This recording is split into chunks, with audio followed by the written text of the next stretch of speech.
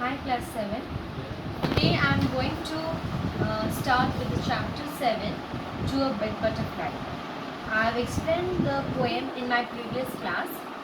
So let's do some revision on this poem. That means some recap of my previous class. So what we have seen in this poem, To a Butterfly. So here the poet, I have already told you, the poet was watching a butterfly, and that butterfly was sitting on a yellow flower, okay, and it was not having any sort of movement. That's why the poet thought that maybe the butterfly was sleeping or it may be feeding. So it was the poet was not sure whether the butterfly was sleeping or feeding, and that's why he also told that it may be frozen seas also, okay. So and then he told that the butterfly may be waiting for the breeze, or when the breeze suddenly came, so the butterfly was filled with joy as the breeze made the butterfly to move, okay, among the trees.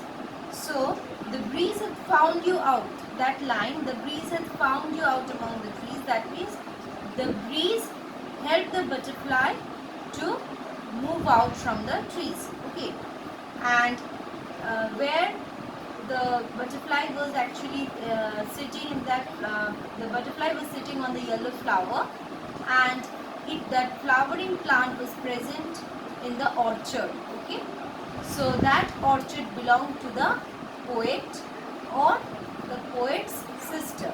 Okay, so who is the poet? The poet is William Wordsworth.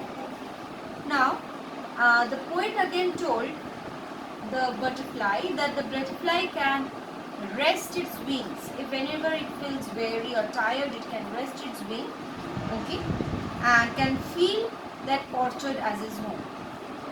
So what we will do today is that we will solve the exercise of this poem, okay. So please look at your book, page number 43, and please write down, take a pencil in your hand and write down the answers, okay.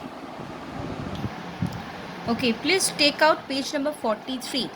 Here you can see the comprehension portion. What is the exercise A given here? Choose words from the brackets and fill in the words of your own to complete this paraphrase of the first stanza. So this stanza, it is actually referring to your poem.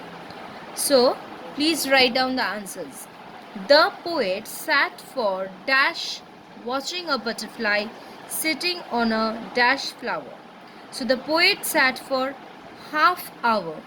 Okay, what you will write? HALF, half, HOUR, hour, half hour, watching a butterfly sitting on a yellow flower.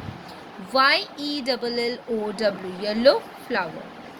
Then the butterfly was absolutely still, STILL, still, as, as, unmoving, again as, frozen seas, FROZEN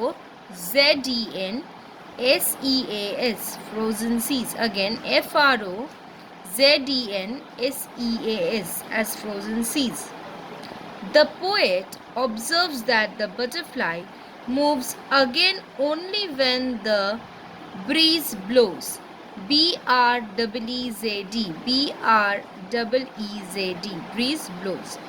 He thinks that the butterfly is joyful, JOYFUL, joyful that the breeze has found her among the trees, TREES, trees, and is calling her, CALLING, calling her.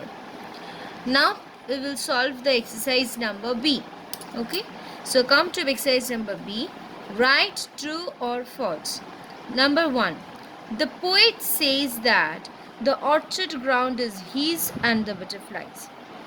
So do you think the orchard ground is his and the butterflies? No. The orchard ground is his and it doesn't belong to butterfly. It is belonging to his sister. Okay. So orchard ground is his and his sister. So the butterfly, it is wrong. That's why please write false. F-A-L-S-E. False. The first one is false.